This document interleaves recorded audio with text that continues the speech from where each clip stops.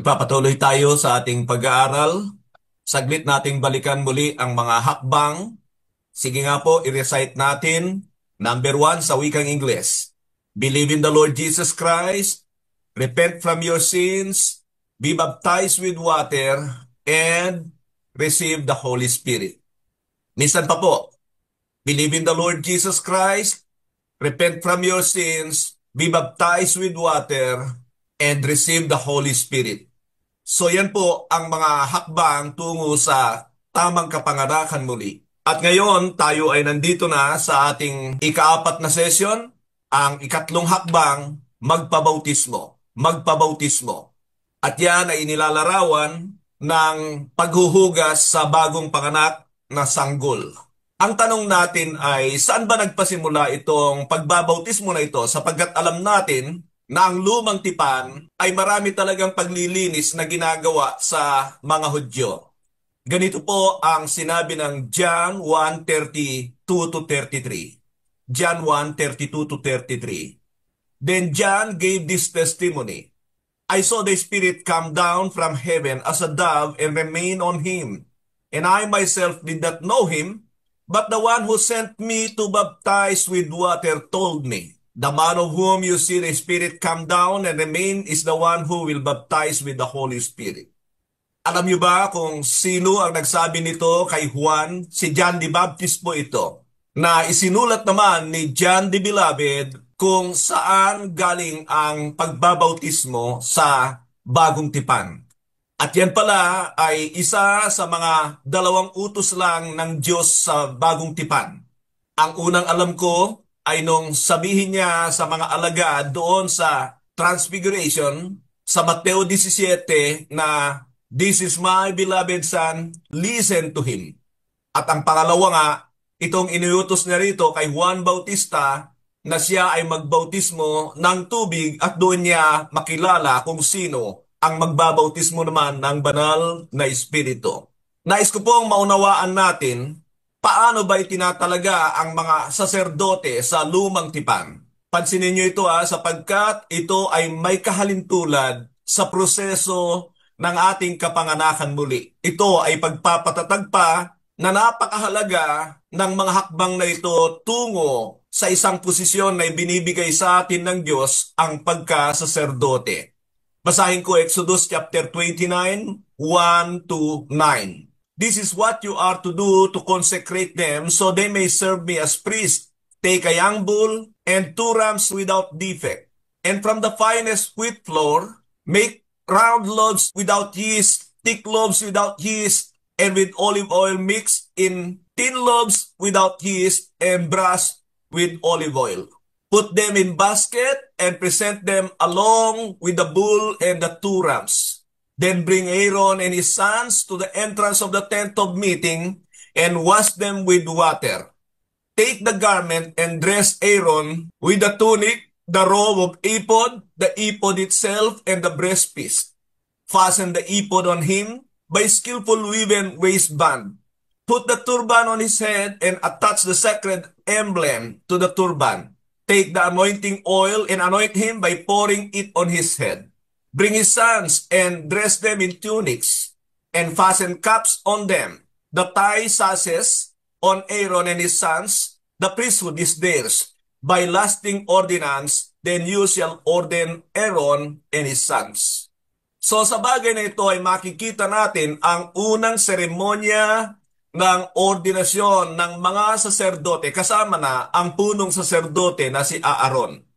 At kung papansinin ninyo yung proseso ng kanilang ordinasyon ay makikita nyo na may mga paghahandog na gagawin at pagkatapos ay may mga paglilinis na gagawin. Yan ay sa verse 4. At pagkatapos sila'y dadamitan at pagkatapos ay bubuhusan ng langis, yan ang proseso para sila ay maging ganap na saserdote. Ngayon, ano ang ipinapakita ng bagay na ito? Makikita nyo na sila ay may pagkapareho sa ating sinasabi ng proseso ng kapanganakan muli. At tandaan natin na sa New Covenant, ay hindi na ang mga saserdote ng Old Testament ang mga saserdote. Nagpalit na nga ng pagkasaserdote ang Panginoon Kristo na ang ating punong saserdote, at yan din marahil ang isa sa mga dahilan kung bakit siya ay nagpabautismo. Basahin ko lang itong sinabi ng Awit Kabanata 110 talatang 4, Psalm 110 verse 4. The Lord has sworn and will not change His mind. You are a priest forever in the order of Melchizedek. Later on ay sinabi sa Hebrews chapter 6 verse 20, where our forerunner Jesus has entered on our behalf. He has become a high priest forever in the order of Melchizedek. Hindi ko na ipapaliwanag ang bagay na ito, mga kapatid. Ang nais kong makita natin ay una sa lahat yung proseso ng pagiging saserdote ng mga lahi ni Aaron, o sabihin natin mga Levita. Pangalawa ay nagpalit na ang pagkasaserdoteng ito sa pamamagitan ng ating Panginoon Kristo, na hindi siya galing doon sa lahi ng mga Levita, at siyempre ang koneksyon natin sa Panginoon bilang mga saserdote.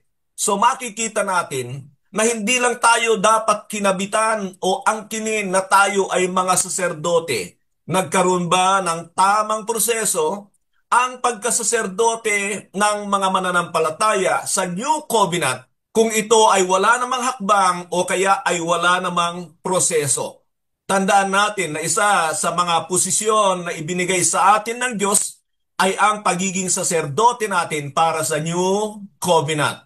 Isang bagay pa, mga kapatid, na yung pag-oordina ng mga saserdote sa lumang tipan, yung proseso na ginagawa sa kanila, ay hindi katulad nito.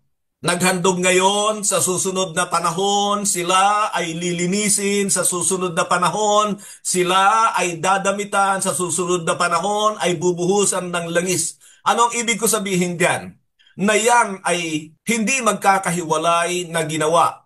Iniisip ko na kung paano pinoproseso ng komadrona ang isang sanggol sa isang pagkakataon, ay ganoon ang ginawa sa mga saserdoteng ito. At paano naman ang proseso sa ating pagkasaserdote kung ang ating ginagawa ay sumampalataya ngayon, sa susunod na taon ay magsisisi, sa susunod na taon ay babautismuhan, sa susunod na taon ay daramitan? Anong klaseng ordination yon? Ano ang ipinapakita ko sa inyo, mga kapatid? Na dapat ay hindi matagalan ang bagay na ito, yung proseso na pagdaanan ng mga itatalaga na saserdote. Ano po sa tingin ninyo? Meron ba talagang problema o wala? Kasi kung walang problema, ay hindi natin babaguhin. Pero dito sa ipinapakita ko sa inyo, ay talagang napakaraming problema talaga ng ating kinamulatan. Tungkol sa ating pagkasaserdote, basahin nyo na lamang po yung 1 Peter 2:9 and 10. At yan yung makikita na hindi lamang tayo saserdote, kundi royal priesthood. Royal priesthood. Isang bagay pa ang nais kong ipakita sa inyo, sapagkat kung iisipin natin, ay yung bautismo ni Juan Bautista ay okay na. Pero isang bagay na nakikita ko, na yun ay parang transitional. Kung paano ang Panginoon ay nabuhay sa ilalim ng kautusan, at pagkatapos ay ini-endorso niya ang New Covenant laws, ay ganun din naman si Juan Bautista na hindi pa ganap na nasa ilalim ng New Covenant ang taong ito. Actually, nasa Old Covenant siya. Masasabi ko na siya ang pinakahuling Nazareo, Nazirite. Ganito naman ang sabi ng mga gawa 19:1 hanggang 7. Acts chapter 19 verses 1 to 7. While Apollos was at Corinth, Paul took the road through the interior and arrived at Ephesus. There he found some disciples and asked them, "Did you receive the Holy Spirit when you believed?" They answered, "No, we have not even heard that there is a Holy Spirit." So Paul asked, "Then what baptism did you receive?" "John's baptism," they replied. Paul said, John's baptism was a baptism of repentance. He told the people to believe the one coming after him, that is in Jesus. On hearing this, they were baptized in the name of the Lord Jesus. Then Paul placed his hands on them. The Holy Spirit came on them, and they spoke in tongues and prophesied. there were about 12 men in all.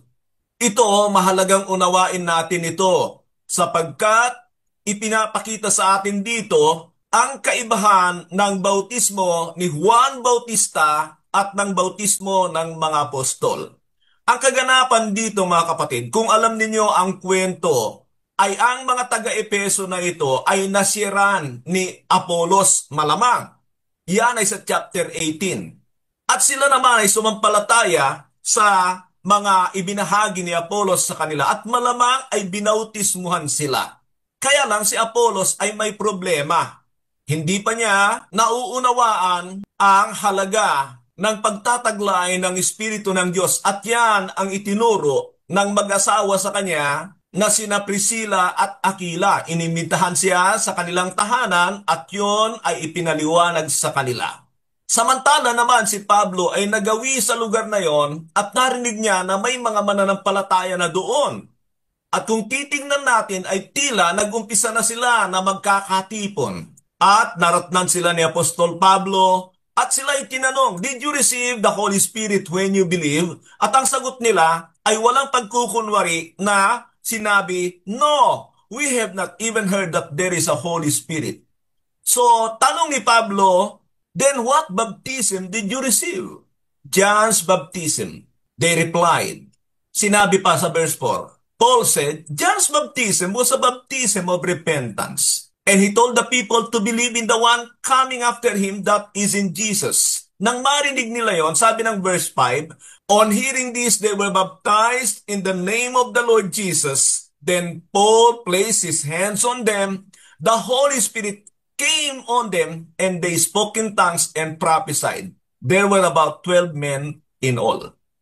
Diyan nagpasimula ang iglesia ng Ephesus. Pero ano ang mga makikita natin dito? Na yung bautismo ni Juan Bautista ay hindi pa yon ang bautismo ng New Covenant.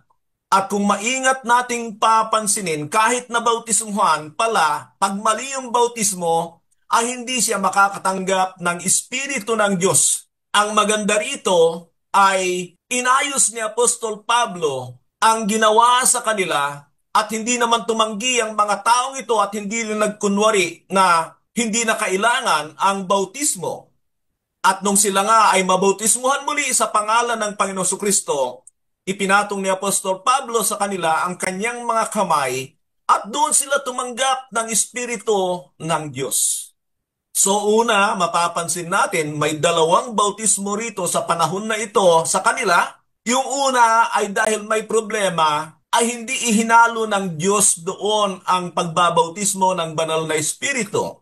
Kailangan silang mabautismuhan sa pangalan ng Panginoong Hesus at ipinatong nga ni Pablo sa kanila ang kanyang mga kamay, saka lamang sila tumanggap ng Espiritu ng Diyos.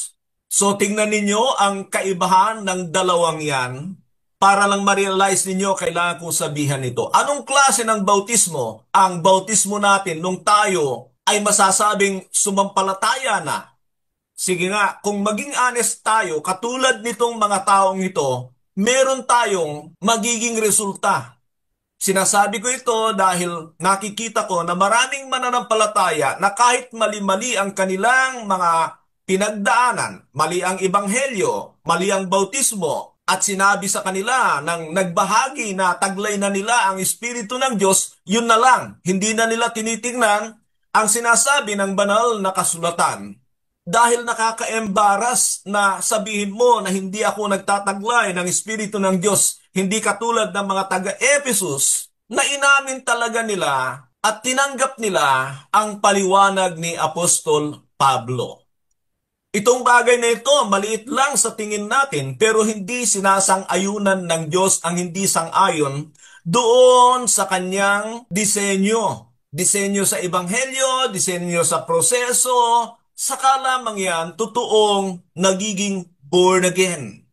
Ngayon ay punta tayo dito sa pangatlong bagay na nais mo ipaliwanag sa inyo, ang kahulugan ng tubig at espiritu sa Juan 3:5. Juan 3:5, sumagot si Jesus, katotohanan sinasabi ko sa iyo, maliban na ang tao'y ipanganak sa tubig at espiritu, ay hindi siya makakapasok sa kaharian ng Diyos. Malinaw sa Panginoong Jesucristo na yung born again ay born of water and spirit. So hindi natin maitatanggi ang bagay na yan. At ito'y pinaliwanag ko na doon sa normal na kapanganakang muli. Ang itanong ko lang sa iyo ay normal ba ang iyong proseso ng kapanganakang muli o abnormal? Sasang-ayunan ba yan ng Diyos? Sa tingin mo ba nagtataglay ka ng Espiritu ng Diyos? Dahil nga sa karamihan sa atin, ang ginawa sa atin ay pinatanggap lang tayo sa Panginoong Hesukristo daw.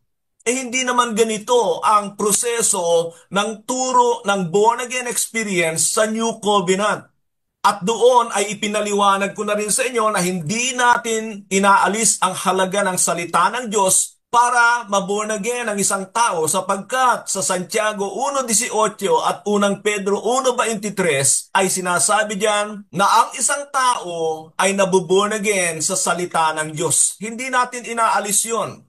Pero hindi rin dapat natin alisin ang halaga ng bautismo, yung tamang bautismo ng tubig, bautismo ng New Covenant. Kaya nakukuha na ba natin ang mga katotohanan ito?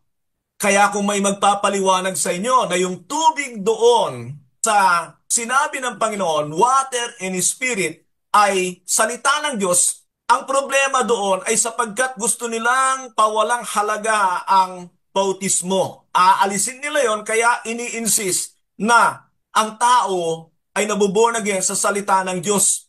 Nakakabasa tayo, ang problema nun ay yung inaalis ang halaga ng bautismo sa proseso ng born again. At ipinakita ko na nga sa inyo na kulang ang proseso ng born again experience kung wala ang bautismo. O kaya ay sabihin natin na ipinagpapaliban sa kanalang pag may panahon, sa kanalang pag pinahintulutan ng pagkakataon. Yun ay hindi maliit na problema sapagkat nagdidisenyo tayo ng ating sarili at iniiwanan yung disenyo ng Diyos na sa prosesong yan ay doon din tayo itinalaga bilang mga saserdote. Ang tanong ko, inaangkin mo ba na ikaw ay saserdote ng Diyos? Siyempre naman, ang ganda ng posisyon na yan. Pero payo ko sa iyo kung inaangkin mo na ikaw ay saserdote ng Diyos, basahin mo ang pahayag 1:6 at diyan ay makikita mo na hindi lang yan pag-angkin ng posisyon, kundi meron kang obligasyon diyan. At isang bagay din na gusto kong malaman mo na hindi lang yan obligasyon, kundi pribilehiyo yan na ibinibigay ng Diyos. Huwag mong angkinin yung pribilehiyo, angkinin mo rin yung obligasyon na ikaw ay saserdote ng Diyos at dapat kang maglingkod sa Diyos. Ang nais kong makita natin sa pagkakataong ito ay kung ano ba ang mga ginagawa ng Diyos kapag nagpabautismo ang isang tao. Ulitin ko yung pamagat natin dito. Ano ba ang mga ginagawa ng Diyos kapag nagpabautismo ang isang tao? Nangangahulugan ito na sa proseso ay yung nakapakinig ng tamang ebanghelyo, nagpasya magpabautismo. Ano ang ginagawa ng Diyos sa panahon na yan? I-explain ko ito sa inyo sapagkat sa mundong ito ang daming nagtuturo na inaalis ang halaga ng pagpapabautismo sa tubig. Yun ay sapagkat yun ang unawa nila. At napanood ko sa aking dalawang mata, napakinggan ko at nandyan sa YouTube itong sinabi ng isang sikat na mangangaral sa Amerika. Sabihin ko ang pangalan, si John MacArthur. Patay na ang taong ito sa ngayon. Last month yata, July 2025, namatay na ang taong ito. Pero ang kanyang itinuro ay minana ng marami, talagang ipinagtatanggol nila. Ganito ang kanyang sinabi, "There is no mystery in water baptism. It is purely symbolical." Totoo ba yan? Pag pinakinggan mo yan, sa galing na magsalita ng taong ito, kumpiyansang-kumpiyansa siya sa kanyang sinasabi, marami ay hindi na chinecheck ang banal na kasulatan. Sinasabi niya yan sapagkat kinokontra nito ang kailang turo, grupo ng mga taong ito na Ligonier, ang kanilang turo ay by faith alone, sola fide, justification by faith alone. Dahil iniisip nila na kapag kasama ang bautismo, trabaho na yan, kagagawan na yan ng tao. Kaya inaalis nila. Pero ngayon ay titignan naman natin, ano ba talagang sinasabi ng Biblia? Sino ba authority natin? Itong mga makangaral sa Amerika, ako ba o ang salita ng Diyos? Siyempre, sa salita tayo ng Diyos. So, basahin ko ang ilang mga bagay na ginagawa ng Diyos kapag ang tao ay nagpabautismo. Magpapakita ko sa inyo ng mga 10. So, ganito ang ating number 1. Number 1, Mark 16:16. Whoever believes and is baptized will be saved, but whoever does not believe will be condemned. Sino ang nagsasalita rito? Ang Panginoong Jesucristo. Ano ang nakikita ninyo? Na ang pananampalataya ay kakambal ng bautismo rito. Saka ka lang tatanggap ng kaligtasan. Ang argumento ng mga taong ito ay yung sinabi ng Panginoon sa dulo ng kanyang salita. But whoever does not believe will be condemned. Ngayon, nakakita na ba kayo ng tao na hindi naniniwala ay nagpabautismo? Hindi nga naniniwala, siyempre hindi magpapabautismo. Kaya lang, mali yung unawa doon na kung hindi magpapabautismo ay siya ay hahatulan. Pero hindi natin mayaalis na magkakambal, magkasama ang pananampalataya at bautismo sa sinabi ng Panginoon. Kaya sino man magsasalita sa inyo mga kapatid naman na sinasabi nila na pananampalataya lang at maliligtas, meron tayong mababasang ganon. Sapagkat sinasabi ko nga na sa mga paliwanag sa Biblia, minsan binabanggit lang ang pananampalataya dahil inaasahan na mula rito sa salita ng Panginoon at sa mga experiences doon sa panahon ng mga apostol ay magkakambal ang pananampalatayang yan at ng pagpapabautismo. Kalaunan ay makikita natin na meron pang sinasabi ang Biblia na isa pang kakambal ng pananampalataya at pagpapabautismo. Ano yon? Ito yung number 2 natin. Si Pedro naman ang nagsalita sa Acts 2:38.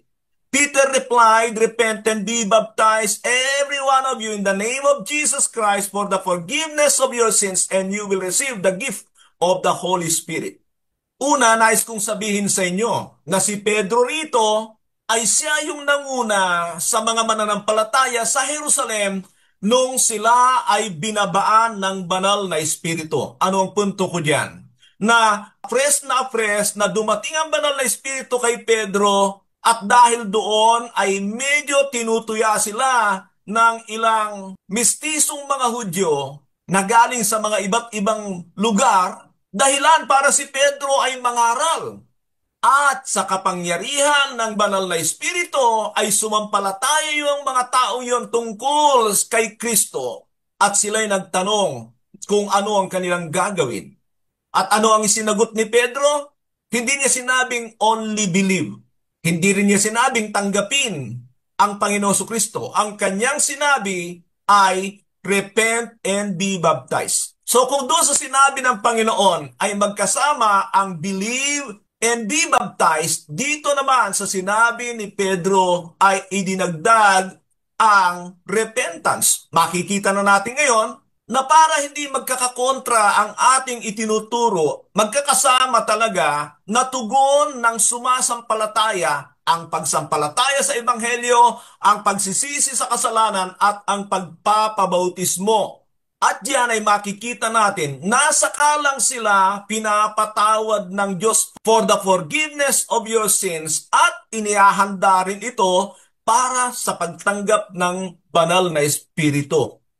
Kaya nga't yung hakbang natin ay 4. Yung proseso natin ay 4. Believe, repent, be baptized, receive the Holy Spirit. Dahil kung tayo naman ay sumampalataya, nagsisi, nagpabautismo, wala pa ring halaga kung hindi ibibigay ng Diyos ang kanyang banal na Espiritu. Yun ay baka kasi may problema sa puso ang tao. Pero kung yan ay ginagawa natin ayon sa proseso na sinabi ng Biblia, ang Diyos naman ay hindi madamot na ipagkakaloob ang banal na Espiritu.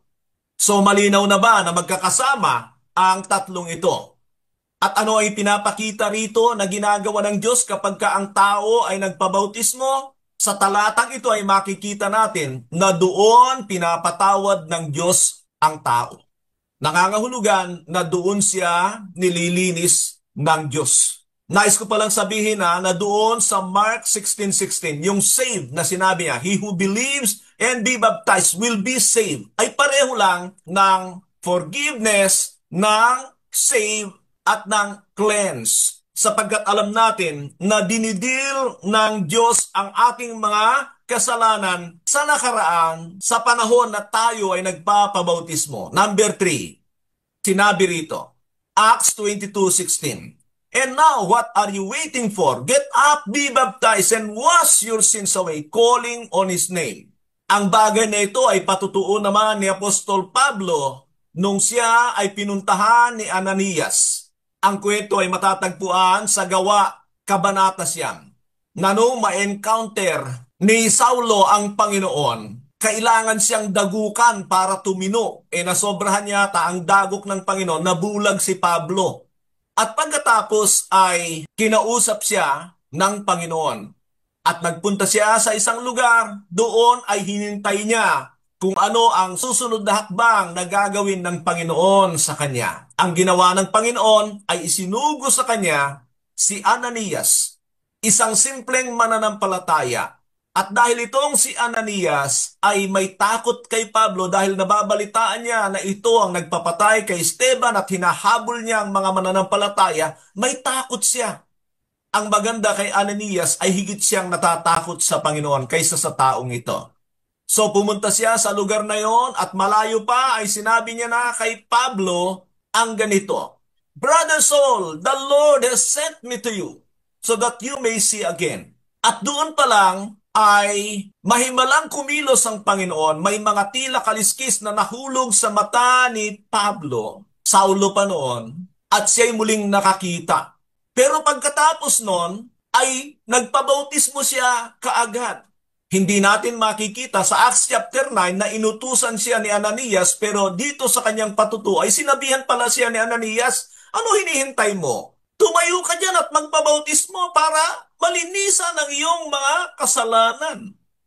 At yun nga ang ginawa ni Pablo. So, si Pablo ang unang-una na tumanggap ng Espiritu ng Diyos bago magpabautismo dahil nga sa takot si Ananias sa kanya. Kaya naman doon sa unang Korinto 15:8 ay sinasabi niya na abnormal ang kanyang kapanganakang muli.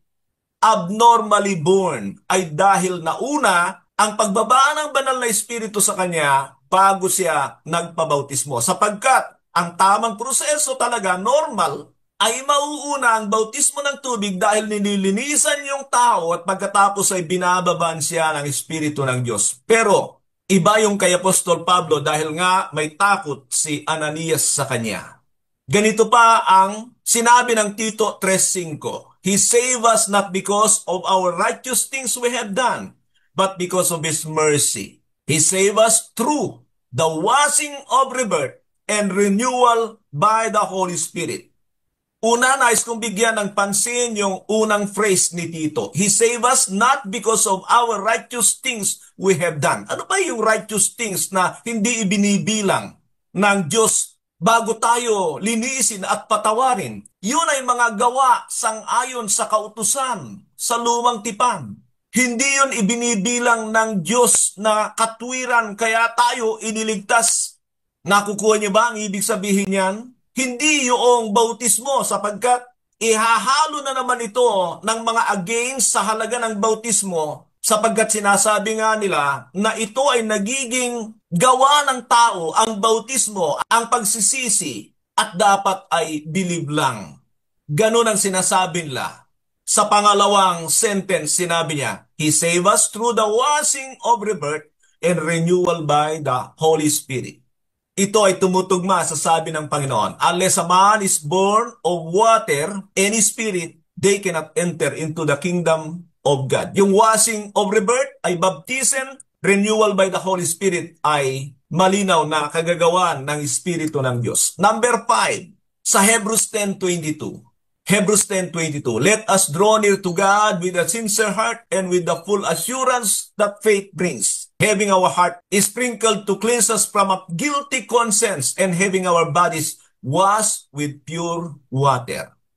Dito ay makikita natin ang paanyaya sa mga tao na sila ay sumampalataya at sila ay malilinis. At yan ay makikita natin, bagamat hindi malinaw, ay nandun yung mga elemento ng tubig at naniniwala ko kasama ang banal na espiritu.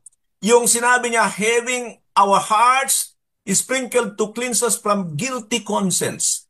Yung guilty conscience ay binabanggit din yan sa susunod nating talata, pang-anim na ito, 1 Peter 3:21. And this water symbolizes baptism that now saves you also. Not the removal of dirt from the body, but the pledge of clear conscience towards God. It saves us by the resurrection of Jesus Christ. So dito mga kapatid, makikita natin, ito ay paliwanag ni Pedro tungkol sa naganap na baha sa panahon ni Noe. Doon ay pinapakita niya na nangamatay ang tao dahil sa kanilang mga paglabag. Pero pagdating sa New Covenant, ang tubig na ito ay sumisimbolo ng bautismo na nagliligtas sa atin. Tanda naman natin, laging sinasabi ng Biblia, saves ay nangangahulugan ito ng paglilinis, kapatawaran, pagpapatawad ng Diyos. Hindi yung ikaw ay niligtas na, nandun ka na sa langit. Totoong ibinibilang tayo ng Diyos sa kanyang pamilya, isinusulat ang ating mga pangalan sa aklat ng buhay. Pero hindi pa yan nangangahulugan na nandun na tayo sa langit. Meron pa kasi tayong proseso na pagdadaanan bago tayo makarating doon. Kaya nga may discipleship pagkatapos ng tao ay ma-born again. Pero makikita natin na binanggit yung clear conscience na dala ng tubig. Ano ang ibig sabihin kapag nililinis ng Diyos ang ating konsensya? Yan ay nagbibigay sa atin ng katibayan, assurance na tayo ay nilinis ng Diyos. Malinis na ba ang iyong konsensya? Maangkin mo ba sa iyong budhi na ikaw ay walang pangamba na pinatawad ka ng Diyos sa iyong mga kasalanan sa nakaraan? Ang number 7 natin, Galatia 3:27. Galatians 3:27. For all of you who are baptized into Christ have clothed yourself with Christ. Ulitin ko for all of you who are baptized into Christ have clothed yourself with Christ. Diyan ay makikita natin na kapag tayo ay nababautismuhan, ay idinadamit sa atin ang katuwiran ni Kristo. Ano ang ibig sabihin niyan? Una, nililinis tayo ng Diyos. Pangalawa, ibinibigay sa atin ang kanyang banal na espiritu, sapagkat yung salitang cloth, kung titingnan ninyo, ay kalimitang tumutukoy din sa pagbaba ng banal na espiritu sa mga mananampalataya. Ang ating pangwalo, sa Romans 6:4, we were therefore buried with Him through baptism into death, in order that just as Christ was raised from the dead, through the glory of the Father, we too may live a new life. Dito naman ay makikita natin yung tungkol sa bautismo na yun ay naglalarawan sa kamatayan natin kasama ng Panginoon Jesucristo. Kaya nga yan paglubog dahil yan ay larawan ng kamatayan at doon ay may ginagawa ang Diyos. Pag tinuloy niyo ito sa Romans 6:6 ay makikita nyo na pinapatay ng Diyos ang lumang tao sa atin. At pagkatapos ay dun lamang niya tayo ibabangon sa bagong buhay kay Kristo. Kaya kung wala yung bautismo na tama, abay ibinangon ka lang ba na kasama ni Kristo? Hindi ganun ang Panginoon ang proseso niya. Papatayin muna niya yung lumang pagkatao. Siyempre kasama na rin yung pagkalibing, saka ka lamang niya maibabangon sa bagong buhay kay Kristo. Ang dami hindi nagbabago, hirap na hirap. Dahil nga sa maling proseso ng kanilang born-again experience. Pang-siyam, having been buried with Him in baptism, in which you were also raised with Him through your faith in the working of God, who raised Him from the dead. Colossians 2:12. Dito naman ay makikita natin na binabanggit yung tungkol sa pagkalibing ni Kristo. Bahagi yan ng Ebanghelyo. Christ died, buried, and was resurrected.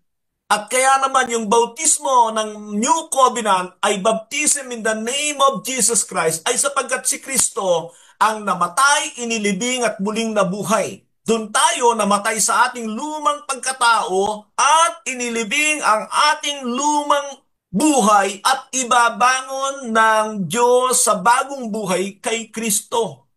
Kaya sasabihin ko na po rito ngayon na ang bautismo ng New Covenant, kung pansinin ninyo, ay in the name of Jesus Christ. Hindi dahil oneness tayo, kundi dahil yun kasi ang naglalarawan ng ating pakikiisa sa Panginoong Jesucristo. Ngayon po ay pagkatapos no na ibibigay sa atin ang banal na Espiritu ng Diyos, so we are now baptized in the name of the Father, the Son, and the Holy Spirit. Yung three persons ng Diyos, we were submerged into them already. Kung meron kayong question dyan, itanong nyo po sa akin. Pero hindi natin mayaalis na ang mga apostol ay hindi nagbabautismo ng in the name of the Father, the Son, and the Holy Spirit. Hindi sa sila ay oneness. Mas unawa nila ang halaga ng bautismo sa pangalan ng Panginoong Jesucristo kaysa sa atin. So ang ginagawa ng Diyos dito sa Colossians 2:12 ay inilibing ang ating lumang pagkatao kasama ni Kristo. Ang ating pangsampu. Sa Colossus 2:11 at 12, isinama ko ulit. Sabi niya, in Him you were also circumcised with the circumcision not performed by human hands. Your whole self, ruled by the flesh, was put off when you were circumcised by Christ. Having been buried with Him in baptism, you were also raised with Him through your faith in the working of God who raised Him from the dead. Ang nais kong ipakita sa inyo rito ay yung sinasabi ni Pablo tungkol sa circumcision. Na kung titingnan naman natin ay ipinaparalel niya sa bautismo. Ganito yan mga kapatid. Yung circumcision ay alam natin na tanda o token ng covenant sa Old Covenant. Dahil yan ay pangako ng Diyos kay Abraham na yung kanyang mga salin-lahi ay kailangang tuliin para sila ay pumasok sa tipan ng Diyos sa kanya. Kalaunan ay naging batas yan sa bansang Israel. Pero ang nais kong makita natin dito ay yung ginawa ni Pablo na parallelism dito sa circumcision at water baptism. Yan ay sapagkat ang bautismo naman ang token ng covenant sa new covenant ng Diyos.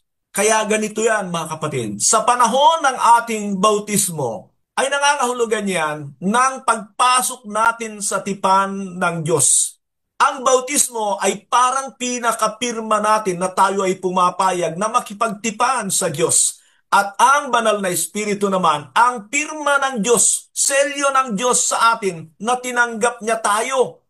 Kung gayon mga kapatid, kung hindi ka nagpapabautismo na inaakala mo na ibinigay sa iyo ang Espiritu ng Diyos, nagkakamali ka, ibig mo sabihin, una mong papipirmahin ang Diyos na nag-aalok sa atin, na makipagtipan siya sa atin, alang-alang sa pakinabang natin sa Kanya? Hindi naman ganun ang Diyos. Unahin mo muna yung hakbang mo na magpabautismo at sa Kanya ibibigay ang Kanyang banal na Espiritu. Nakukuha niyo po ba?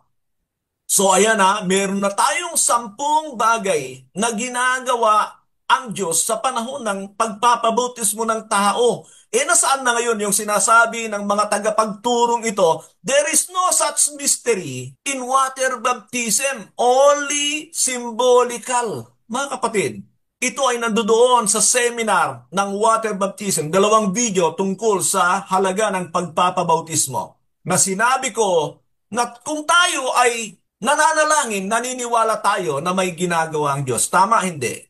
At pagkatapos, pag tayo ay sumasamba sa Diyos sa pamamagitan ng mga awit, may connection sa Diyos, may nagagawa ito. Tama, hindi?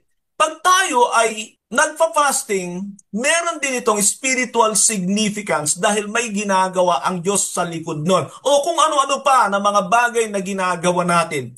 Bakit naman natin itatanggi na sa pamamagitan ng pagsunod sa pagpapabautismo ay wala namang ginagawa ang Diyos? Mukhang nakapasok ang manloloko. Biruin nyo, 10 itong ibinigay ko sa inyo na mga makikitaan natin na may ginagawa ang Diyos sa panahon ng bautismo. Ito ay isinantabi lahat ng mga taong ito. Mas magaling na sila sa Diyos. Hindi ba yan ang trabaho ni Satanas? na kalikutin ang katotohanan, pipihitin ito, gagawing mas madali. Kaya kung tatanungin ko kayo, sa tingin ninyo, kaninong sugo itong mga nagsasabing walang halaga ang bautismo kundi simbolo lamang? Kayo na ang sumagot. Number 11. So John the Baptist appeared in the wilderness preaching a baptism of repentance for the forgiveness of sins. Mark 1:4. Hindi ko alam kung idadagdag niyo yan, pero ipinapakita ko lang sa inyo na kahit itong bautismo ni Juan ay may kaugnayan sa paglilinis, pagpapatawad at pagtanggap ng Diyos sa tao. Ganito naman ang sabi ng Lucas 7:30. But the Pharisees and the expert of the law rejected God's purpose for themselves because they have not been baptized by John. Nais kong makita nyo ito na unang tumanggi sa bautismo ni Juan ay ang mga relihiyosong tao. At hindi nila alam na doon ay tinatanggihan din nila ang layunin ng Diyos sa kanilang mga buhay.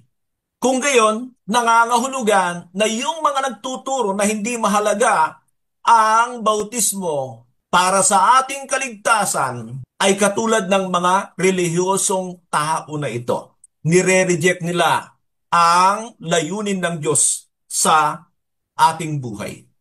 Ang totoo mga kapatid, sa lumang tipan ay may naglalarawan na ng bautismo. Basahin ko sa inyo ang unang Korinto 10:1-2. 1 Corinthians 10:1 and 2. Now, I don't want you to be ignorant, brothers, of the fact that all of our ancestors who left Egypt were under the cloud. They were all went through the sea, and they were all baptized into Moses in the cloud and in the sea. Una niyong pansinin na yung pagtawid ng mga Israelita sa Red Sea, meron palang inilalarawan sa New Covenant. Na doon, nabautismuhan sila sa tubig sa pamamagitan ni Moises at ganoon din sa ulap, cloud and the sea. At ako'y naniniwala na yan ay larawan ng banal na espiritu. So dalawa, tubig at espiritu. Ngayon, ano ang nais kong makita natin sa bagay nito? Makikita natin ito sa panahon na yan, tumatakas ang mga Israelita sa mga galit na Ehipsyo, lalo na kay Paraon. Na alam natin, ang Ehipto ay naglalarawan sa sanlibutan at si Paraon ay naglalarawan sa dyablo. Ano ang nais kong makita nyo? Ang nais kong makita ninyo ay yung pagtawid nila sa dagat na pula ay pagtakas sa kapangyarihan ng Paraon na nangangahulugan na para sa atin ay pagtakas na, pagkawala na sa kontrol ng dyablo. Kaya si Satanas galit sa pagpapabautismo yan. Nais niya na hindi yan mangyari sa buhay mo para hindi ka makawala sa Kanya. Kasi kapag kanilinis ka ng Diyos, ibibigay naman ang Kanyang banal na espiritu, yun. Wala na siyang kontrol at pag-aari sa iyo. Kaya tignan nyo ang bautismo pala ay parang pakikipag-break kay Satanas. Nakipag-break ka na ba kay Satanas? Siyempre naman, dahil doon nakipagtipan na nga tayo sa Diyos, ibig sabihin nakipag-isa tayo sa Diyos, nakipagkasundo na tayo sa Diyos, nakipag-break naman tayo dapat kay Satanas. Pero tingnan nyo ang Kristyanismo ng ating panahon. Dahil sa tinatanggihan ng maraming mga mananampalataya daw ang bautismo, hindi sila nakawala kay Satanas. Pero ngayon nasa simbahan sila. Akala nila ay okay na sila sa Diyos. Pero ang problema ay hindi naputol ang kanilang kaugnayan kay Satanas, hindi sila nakawala kay Satanas, yan ang mahirap. Okay, punta tayo sa ating susunod na pag-uusapan. Sino ang mga dapat bautismuhan? Mabilisan ko na lamang sasabihin ito, mga kapatid. Una, mga sumasampalataya. Maraming talata sa banal na kasulatan. Sumasampalataya sa Ebanghelyo ng Panginoon Kristo. Gawa 2:41, Gawa 8:35-38. Pangalawa, mga totoong nagsisisi. Andyan din yan sa Gawa 2:38. Pangatlo, mga nagpahayag at tumalikod na sa kanilang mga kasalanan. Kaya hindi pwede ang sanggol kasi alam mo na ikaw ay nagkasala laban sa Diyos. Kaya yung infant baptism, hindi yon mula sa Diyos. Yun ay galing sa dyablo na ginagamit ang mga relihiyosong tao. Pang-apat, mga nakakaunawa sa kanilang gagawin. Naunawaan mo ba yung iyong gagawin? Hindi yung Gusto mo lang magpabautismo dahil ikaw ay nape-pressure at iniimbitahan ka at gusto mong gumaya, huwag ganon. Kailangan ito ay decision mo sa iyong personal na buhay. Yan ang panglima natin, mga taong nagpasya para sa kanilang mga sarili. Paano magbautismo? Dahil ang bautismo ay larawan ng ating kamatayan, paglubog yan. Ililibing ka dyan, nangangahulugan na maraming tubig.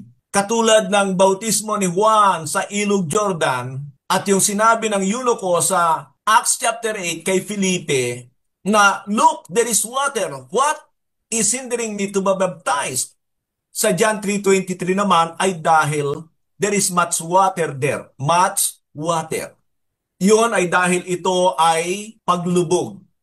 So ano ngayon ang masasabi natin sa bagay na ito? Una, inihalimbawa ito ng Panginoon sa atin. Sinabi ng Ama sa Anak, "This is my beloved Son in whom I am well pleased." Nung siya ay sumunod sa bagay na ito ng pagpapabautismo, kaya ang tanong ay, kanino ka sumusunod na hakbang? Sa Panginoong Jesucristo ba?